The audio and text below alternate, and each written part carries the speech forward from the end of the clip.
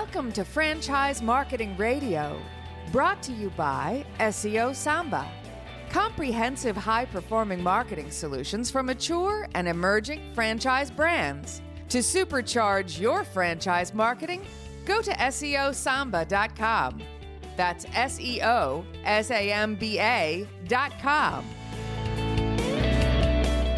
Lee Cantor here, another episode of Franchise Marketing Radio, and this is going to be a good one. Today we have with us Michael Andreacchi with Junk King. Welcome, Michael.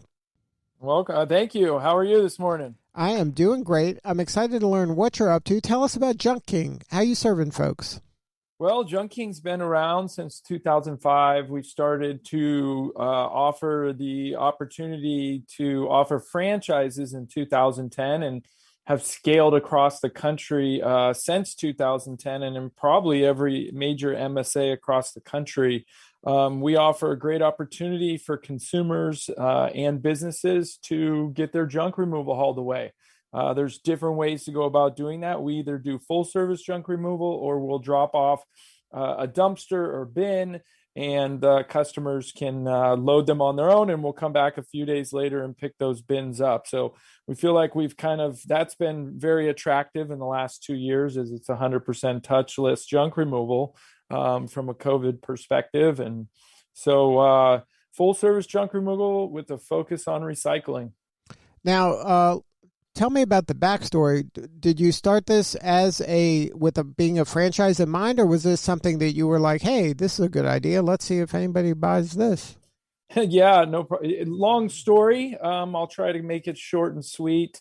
I worked in the industry for currently one of our major competitors, and looked at joining one of their opportunities from a franchise perspective, and then decided with a business partner to do it on our own.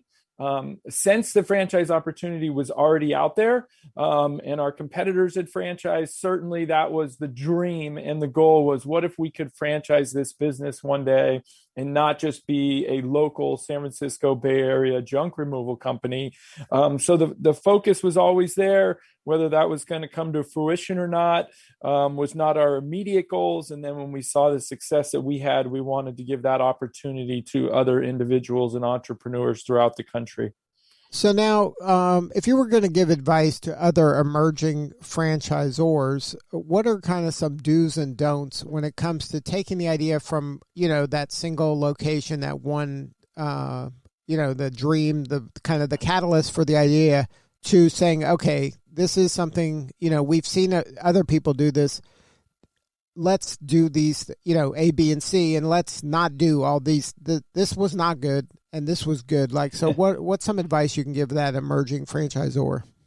Well, first and foremost, hire professionals, i.e. accountants, attorneys, consultants in that particular space, franchising as a whole. We made an early on mistake of not hiring a franchise attorney to help us with some of our documents, which delayed us about 12 months, and wrong documents were done and was an expensive mistake. So I would say surround yourself with a mentor that's been in franchising and can put you in touch with franchise attorneys, accountants that have done some franchising stuff, as it's a little bit different than standard law and practices. When we first franchised, our first franchisee, which is still one of our great franchisees today, so I don't know that I would change that, but was in the Midwest. And I would say try to keep your geography close. So if you're in California, stick to the West Coast and then gradually move to the Midwest and then the East Coast. It adds a lot of expense to, we run a national call center, so opening somebody in the Midwest means we had to have the phone call center open a couple hours earlier to accommodate very few jobs when they're launching their overall business. And then just stay the course, stick to what your goals are. Try not to make them too I guess, too many systems or offer too many opportunities. Just do one thing really well and focus on that mission, whether that's junk removal with the focus on customer service, which was our focus many years ago, and now has been junk removal focused as we're bigger on customer service and recycling as we have a bigger team overall here at corporate and great franchise partners.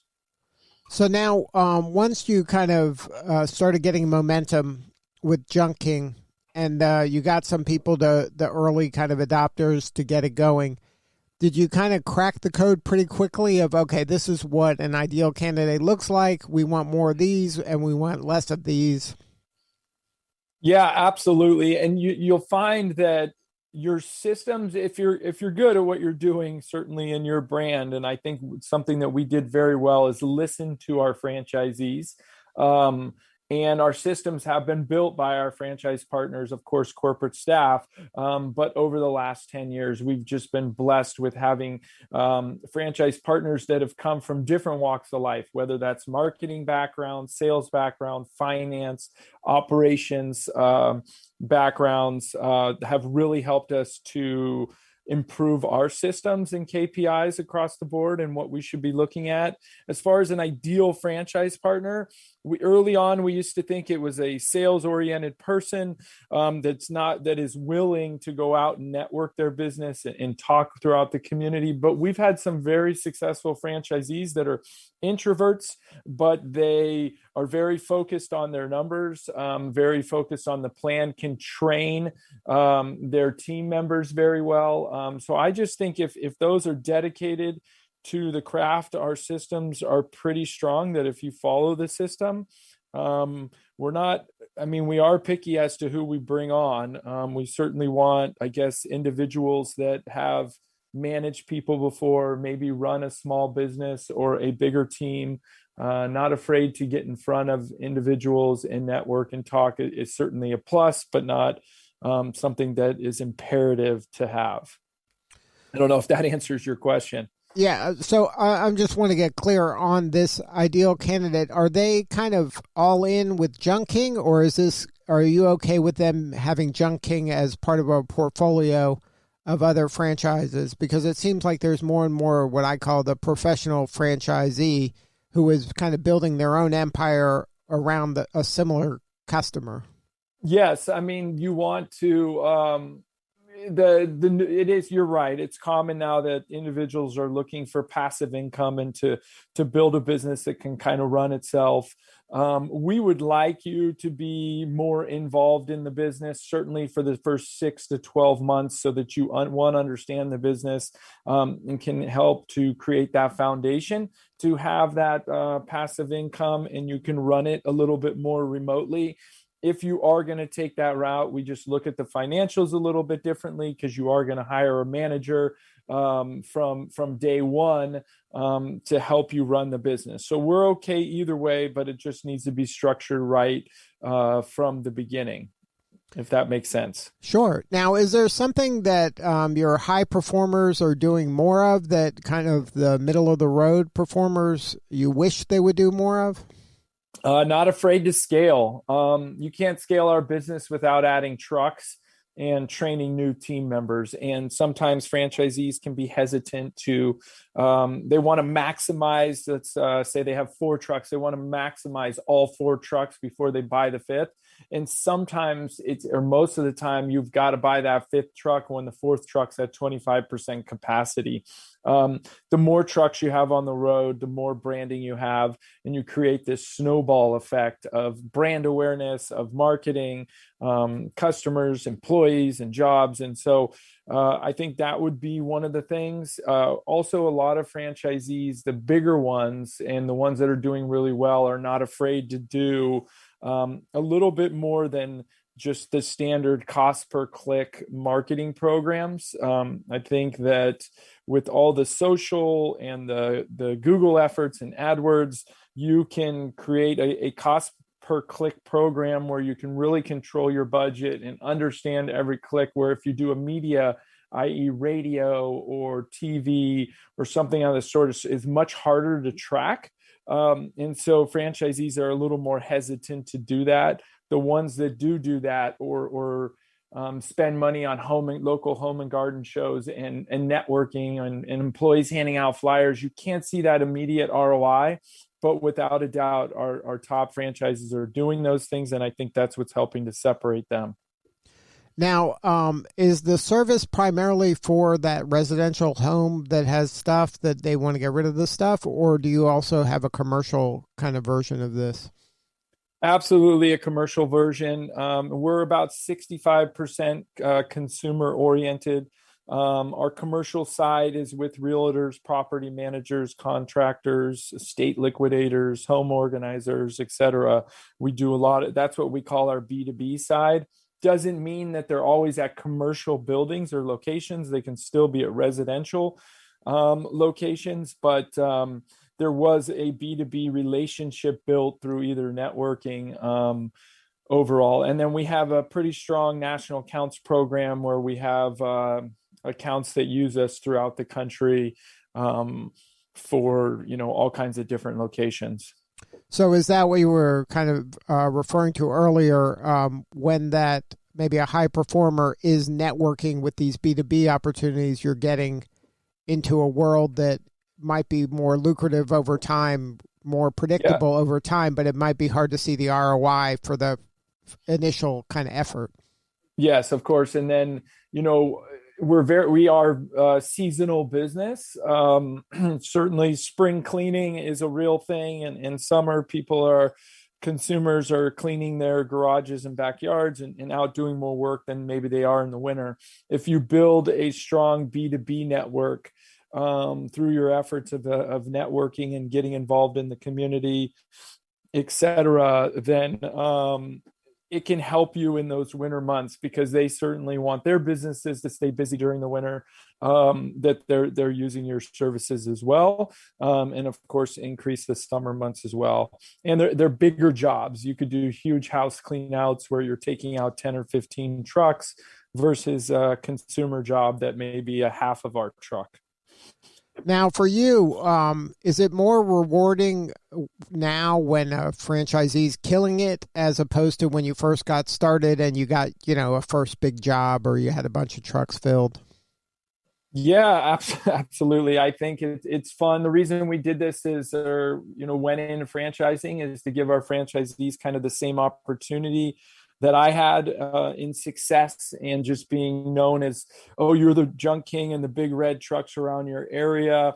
It has been very fulfilling. And so to see franchisees do that throughout the country in major metropolitan areas is very, very exciting. And to see franchisees have managers help to run their business and free up their time to get involved in the community or to coach their kids t-ball or baseball or soccer or whatever they're interested in and spend more time with their family is very rewarding and exciting for our franchise system. So now I believe you're at over 100 locations. Are there still areas available that you'd like to penetrate? Are you kind of looking for certain areas, or is kind of the whole North America wide open at this point? No, we have 145 locations now, actually, maybe one or two shy of that. And there still are a lot of opportunities available out there. Certainly in Canada, we have lots and lots of opportunity. There are territories throughout the US that are available as well. I would say most of the major metros, we have a presence, but that doesn't mean that we can't have a second location that maybe they don't own all of Chicago, they own part of it, as an example, or Seattle, or whatever the case may be. So yes, there's still lots of opportunity for new franchise partners in the system. And then you target kind of major metros first and then go out from there?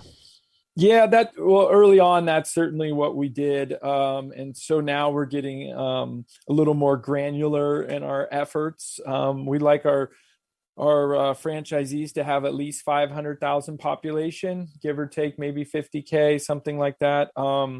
And so initially, I think our franchise in Denver, who is amazing and done a really good job, owns over 2 million population.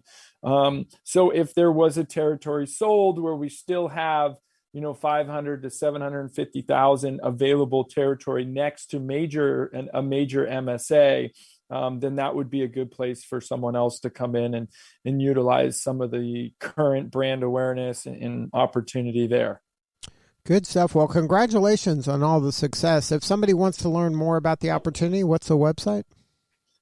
www.junk-king.com is the website.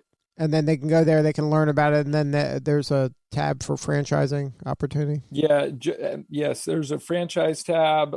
You can see us on Instagram at JunkKing_corporate, or Facebook at Junk King Franchise, LinkedIn at Junk King Franchise Systems. Fortunately, they're all a little bit different as it goes that way.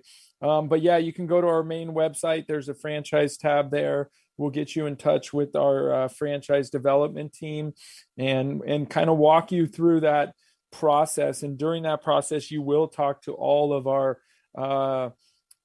staff members, either in marketing, finance, operations. We have a very high level software that we run our systems on. So we'll give you a walkthrough of how that works, and kind of give you kind of a look under the hood as to what your opportunity will be when you join us. Obviously, with the big focus on how we separate ourselves from our competitors, with really strong customer service and a main focus on the recycling, which is what are we doing with the materials that we pick up. I think in the last year, we've prided ourselves on our efforts with COVID and being an essential company, which has made us very attractive for individuals to come into our system and want to be franchise partners, as we are an essential company. And we have stayed open the last year and been able to accommodate all the consumers' concerns around the pandemic and how we can help them feel a little bit more comfortable as they're cleaning out their homes for their kids to work out of, or their office spaces.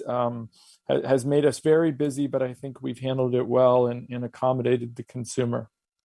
Well, congratulations on all of the success, and thank you so much for sharing your story today. Yeah, thank you for your time. I appreciate it. All right, this is Lee Cantor. We will see you all next time on Franchise Marketing Radio.